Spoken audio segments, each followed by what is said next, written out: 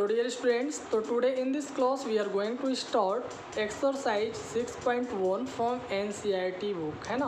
तो अब हम लोग आज फर्स्ट एक्सरसाइज NCERT बुक से सॉल्व करेंगे, हाँ, 6th चैप्टर का लाइन्स एंड एंगल्स का। तो let us see how can we solve these questions one by one. तो here the first question is in figure lines A B and C D intersect at O. कह रहा है ये जो figure दिया है इसमें ये लाइन ए बी और सी डी ये दोनों लाइन एक दूसरे को यहाँ ओ पॉइंट पे इंटरसेक्ट करते हैं। If angle A O C plus B O E is equal to 70 degree. हाँ, एंगल ए ओ सी यानी ए ओ सी ये एंगल, हाँ, and B O C B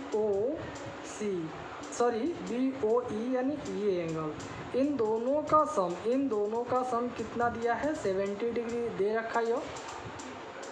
and angle B O D और angle B O D दिया है 40 degree. Angle B O D ये दिया गया है 40 डिग्री। हाँ, इन दोनों का सम 70 है और एंगल बी ओ डी दिया है 40 डिग्री। तो फाइंड एंगल बी ओ ई, तो हमको बताना है बी ओ ई यानी ये एंगल बताना है, इस एंगल का मेजर कितना होगा। And reflex C O E, reflex angle C O E मतलब ये एंगल जो सी ओ ई है ये रिफ्लेक्स नहीं है, क्योंकि आप जानते हैं रिफ्लेक्स एंगल वो होता है जो 180 से अधिक और 360 से कम हो। तो 180 से अधिक और 360 से कम ये पूरा एंगल आएगा, यानी ये, हाँ, इन सभी का जो सम होगा that will be reflex angle, उसको हम रिफ्लेक्स एंगल कहेंगे। हाँ, तो हमें ये दो एंगल का वैल्यू फाइंड करना है। तो let us see how can we find out. तो अगर हम इस स्ट्रेट लाइन ए बी के ऊपर चलते हैं तो इन तीनों एंगलों का सम कितना आएगा। आपको पता है कि स्ट्रेट लाइन पर एक ही पॉइंट पर बनने वाले सभी एंगलों का सम कितना होता है 180 होता है। तो हम इन तीनों का सम यानी angle A O C plus C O E plus angle B O E equal to कितना लिख सकते हैं 180। अब क्वेश्चन में ए ओ सी और बी ओ ई यानी इन दोनों का सम वो 70 डिग्री दे रखा है। तो हम इस तरह से लिख सकते हैं angle A O C plus B O E plus angle C O E equal to कितना 180। तो इन दोनों के सम के प्लेस पे हम 70 डिग्री रख सकते हैं, यहाँ 70 आ गया, plus angle C O E is equal to आएगा 180। सो हम लिख सकते हैं angle C O E equal to 180 minus 70। हाँ, ये इधर आएगा माइनस हो गया, तो एंगल सी ओ ई का वैल्यू आ गया 110 डिग्री। तो इस तरह से हमने एंगल सी ओ ई यानी इसका वैल्यू फाइंड कर लिया, ये वैल्यू आ गया, हाँ, दैट इज 110 डिग्री। कितना आया 110 डिग्री आया है कि नहीं। तो अब अगर हम रिफ्लेक्स एंगल फाइंड करना चाहें, ये रिफ्लेक्स एंगल, तो आपको पता है कि एक ही पॉइंट के चारों तरफ के एंगलों का सम कितना होता है 360 होता है ना। तो अगर ये इतना एंगल 110 है तो 360 से अगर इतना माइनस कर दें तो ये रिफ्लेक्स एंगल सी ओ ई आ जाएगा, जो कि आपसे सेकेंड एंगल वो पूछ रहा था। तो हम लिख सकते हैं सो रिफ्लेक्स एंगल सी ओ ई, हाँ, सी ओ ई इक्वल टू आ जाएगा 360 माइनस 110। तो 110 को माइनस कर लेते हैं तो आएगा ये 0 से 0 माइनस होगा 0 आ गया, ये 6 से 1 माइनस होगा 5 और ये 2 यानी 250 आ गया। ये रिफ्लेक्स एंगल कितना आ गया 250 आ गया। हाँ, तो एक एंगल हमने फाइंड कर लिया। अब आपसे एंगल बी ओ ई पूछ रहा था, क्या पूछ रहा था वो, ये एंगल बी ओ ई ये एंगल हमें फाइंड करना है। तो अगर हमें बी ओ ई फाइंड करना है तो हम कैसे फाइंड कर सकते हैं। अगर हम ये स्ट्रेट लाइन लेकर के चलें सी डी को, तो कह रहा था सी डी भी एक स्ट्रेट लाइन है, तो सी डी पर एक ही पॉइंट पर ये तीनों एंगल बन रहे हैं, तो इन तीनों का भी सम कितना आएगा 180 आएगा ना। तो हम यहाँ लिख सकते हैं now angle C O E plus angle B O E plus angle BOD, angle BOD equal to 180। हाँ, इन तीनों का सम 180 आएगा। अब COE ये हमने फाइंड किया है 110 डिग्री है। BOE हमें फाइंड करना है, एज इट इज रहने देंगे। और ये BOD वो दे रखा है 40 डिग्री, तो यहाँ 40 आ गया इज इक्वल टू 180। तो एंगल BOE इक्वल टू हम लिख सकते हैं 180 माइनस, इन दोनों को ऐड कर लेंगे 150 आएगा, इधर आ गया माइनस 150। हाँ, तो आप माइनस कर लीजिए। माइनस करने पे देखिए आ रहा है angle BOE equal to 30 degree. कितना आ गया? 30 डिग्री आ गया। तो BOE का वैल्यू 30 आ गया। ये आपका पहला आंसर हो गया और ये आपसे सेकंड पूछा था, तो हमने दोनों एंगल, हाँ, एंगल BOE भी फाइंड किया और ये रिफ्लेक्स एंगल COE, ये पूरा रिफ्लेक्स एंगल फाइंड कर दिया। हाँ, तो आई होप आपको फर्स्ट क्वेश्चन समझ में आ गया होगा। Now let us see next question, that is the second question. तो here the second question is, in figure lines XY and MN intersect at O। कह रहा है इस फिगर में ये लाइन XY और MN, हाँ ये MN है और ये XY दोनों एक दूसरे को O पॉइंट पे, हाँ O पॉइंट पे इंटरसेक्ट करते हैं। इफ़ एंगल POY ये सिंबल बना है राइट एंगल का, कह रहा है ये 90 डिग्री है। एंड A/B इक्वल टू 2/3, यानी ये A और B एंगल दिया है, तो A और B का जो रेशियो है A/B इक्वल टू दिया है 2/3, है ना, 2/3 दिया है। तो फाइंड एंगल C हमको बताना, ये जो एंगल C है इसका वैल्यू क्या आएगा, एंगल C का मेजर हमें फाइंड करना है कि नहीं। चलिए, तो एंगल C अगर हमें फाइंड करना है तो देखिए ज़रा, हम ये MN एक स्ट्रेट लाइन है, तो इस स्ट्रेट लाइन पे ये एंगल B और C बन रहा है, तो इन दोनों का सम 180 आएगा, है कि नहीं। तो अगर हम B एंगल फाइंड कर लें और B को माइनस कर दें 180 से, तो C एंगल आ जाएगा। अब ज़रा आप यहाँ ध्यान दीजिए, ये जो PO है वो XY पे परपेंडिकुलर है। देखिए यहाँ राइट एंगल बन रहा है, यानी परपेंडिकुलर है ना। तो जब ये राइट एंगल है तो क्लियर है कि ये जो पूरा एंगल है ये भी आपका 90 आएगा। A और B का सम कितना आएगा, 90 आएगा ना। तो A और B का रेशियो हमारे पास पता है, तो हमारे पास अगर रेशियो होता है तो हम सम के प्रॉपर्टी पे, हाँ सेम ऑफ रेशियो के बेस पे इन दोनों का वैल्यू फाइंड कर सकते हैं। तो हम लोग यही करते हैं। A और B का अगर हम सम निकालें तो A + B इक्वल टू हो जाएगा 2 + 3, तो दोनों का सम कितना आया, 5 आ गया। तो अगर हमें A का वैल्यू फाइंड करना है, किसका वैल्यू फाइंड करना, A का वैल्यू फाइंड करना है, तो आपको पता है कि इन दोनों का जो टोटल सम आएगा वो 90 आएगा, है ना। तो हमें A का वैल्यू फाइंड करना है, तो A का रेशियो कितना है, 2 है, तो 2/, दोनों का सम 5 × 90 हम कर देते हैं। तो 5 × 5 5, 5 × 5 और 5 को 8 × 40, तो 18 × 2 = 36 आ गया। कितना आया, 18 × 2 = 36। एंड ऐसे हम B का वैल्यू फाइंड कर लेते हैं। तो B का रेशियो 3 है, तो 3/5 × 90, तो डिवाइड कर लीजिए 18, तो 18 3 जा कितना आएगा, 54। तो A आ गया सेकेंड एंगल B 54। हाँ, तो A और B दोनों का वैल्यू हमने फाइंड कर लिया। अब हम इन दोनों का अगर सम फाइंड कर दें, हाँ B और C का, तो B + C इक्वल टू कितना आएगा, 180। क्यों, क्योंकि MN एक स्ट्रेट लाइन है, तो इस पे बनने वाले इन दोनों एंगलों का सम कितना आएगा, 180 आएगा लीनियर पेयर के बेस पे। अब आप B का वैल्यू यहाँ सब्स्टिट्यूट कर दीजिए, यानी पुटअप कर दीजिए। तो 45 + C इक्वल टू आ गया 180, तो एंगल C इक्वल टू आ जाएगा 180 - 54, माइनस कर दीजिए, 10 से 4 माइनस होगा 6, यहाँ 7 से 5 माइनस हो जाएगा 2, 1, यानी 126 आ गया। That is the value of angle C। तो इस तरह से हमने एंगल C का वैल्यू फाइंड कर लिया। हाँ, तो आई होप आपको ये भी क्वेश्चन बहुत ही अच्छे से समझ में आ गया होगा। तो now let us see next question.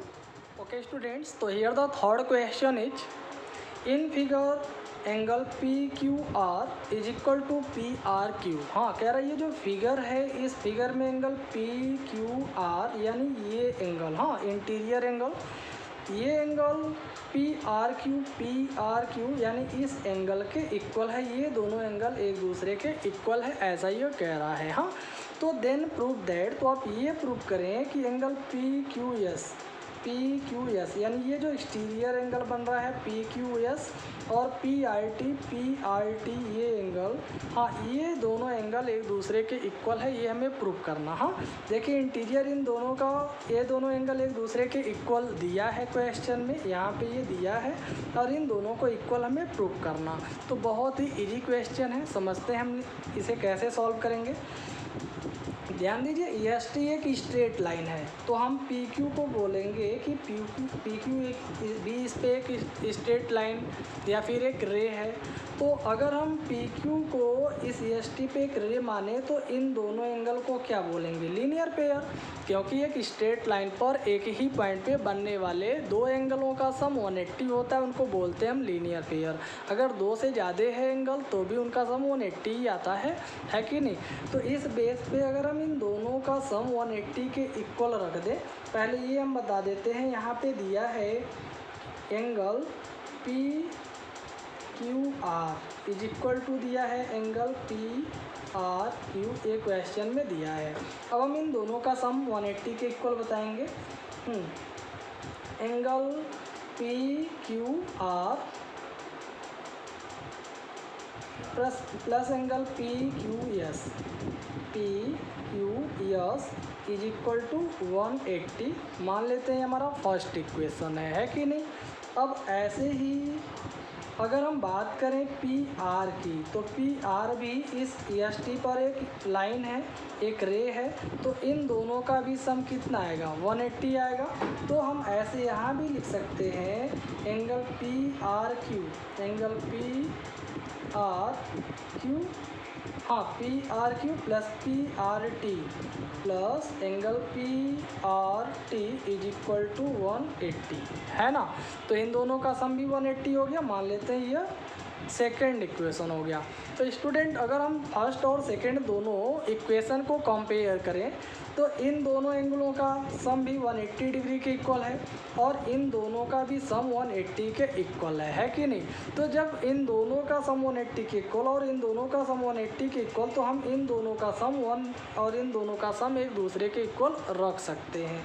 तो हम कह सकते हैं so from equation first and second, तो फर्स्ट और सेकेंड इक्वेशन के बेस पे हम यहाँ लिख सकते हैं एंगल पी क्यू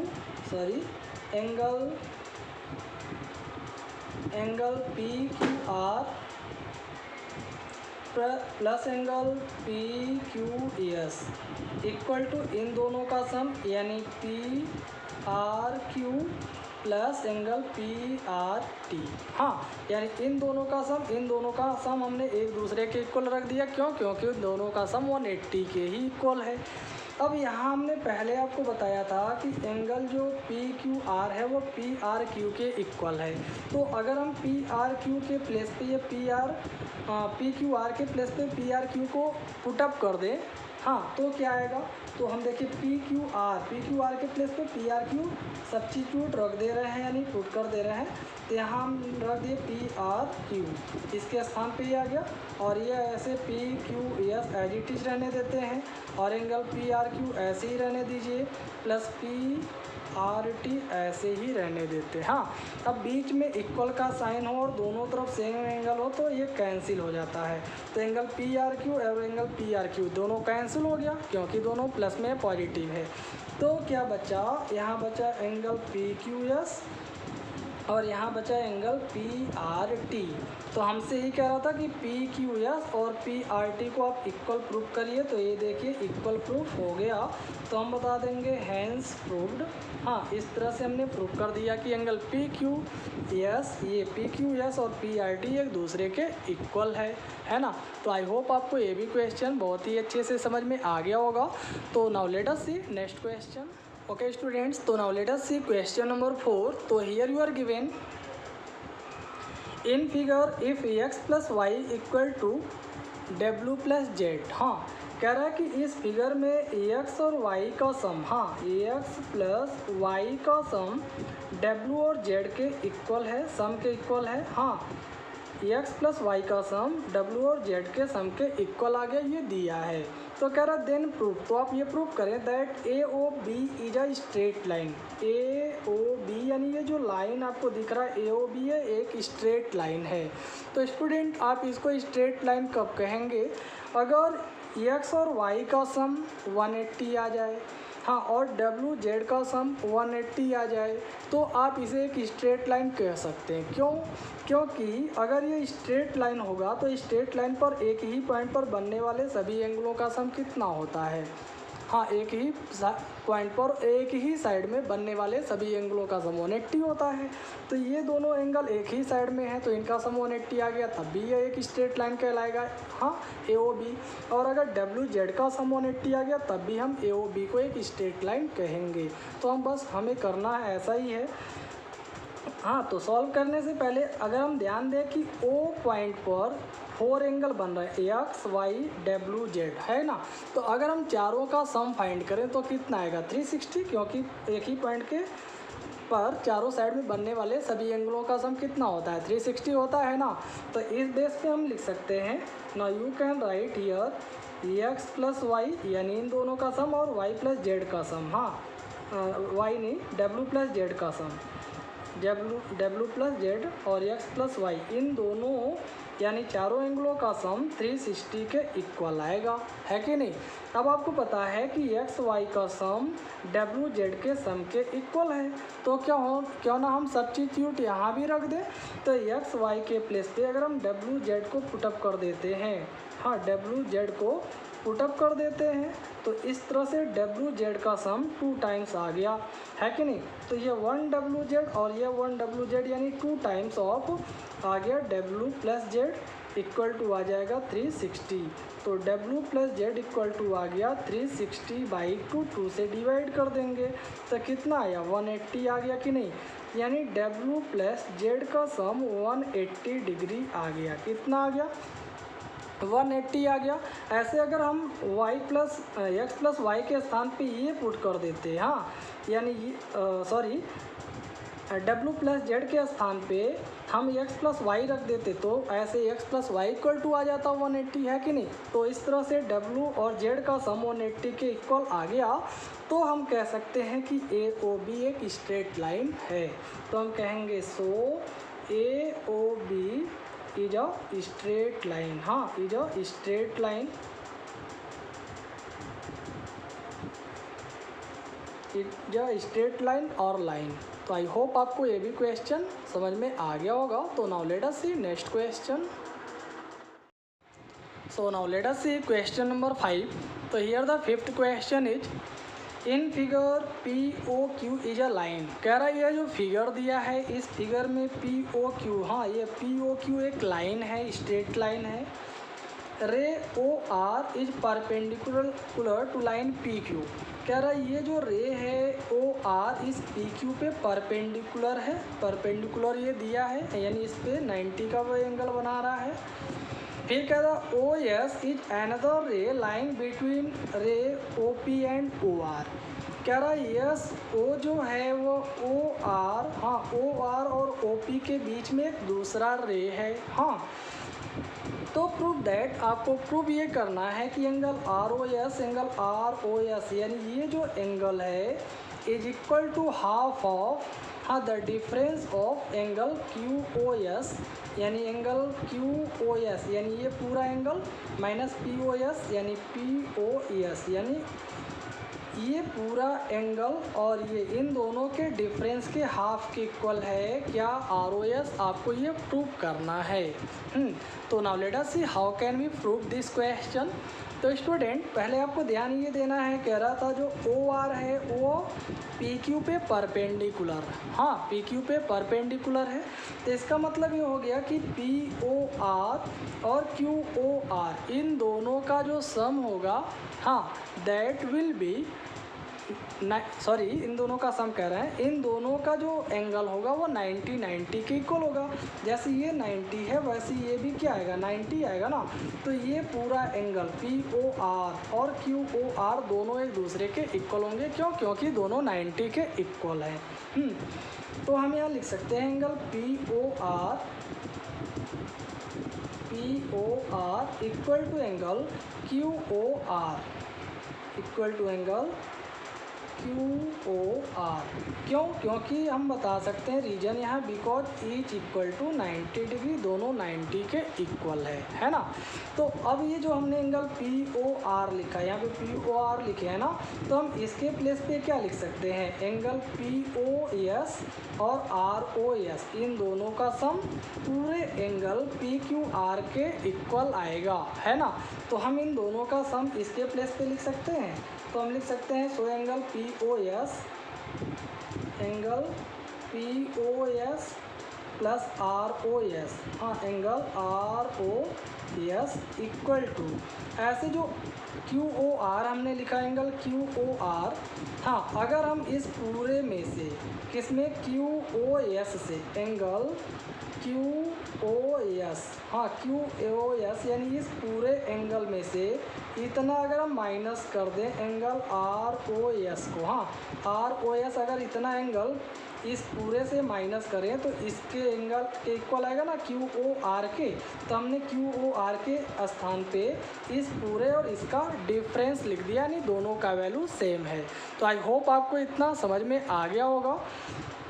अब क्या करना, ROS को अगर हम इस साइड में लाते हैं तो ये एंगल ROS यहाँ पे है और ये इधर आएगा तो प्लस एंगल ROS हो जाएगा और यहाँ बचेगा एंगल QOS और ये इधर आएगा माइनस हो गया एंगल POS। हाँ अब ये देखिए 1 ROS और 1 ROS क्या हो जाएगा, 2 angle ROS equal to angle QOS minus angle POS। हाँ अब ये 2 अगर हम इधर लाएंगे तो हम लिख सकते हैं so angle ROS is equal to, ये इधर आएगा तो अपान में चेंज होगा यानी 1/2, हाँ of angle QOS minus POS।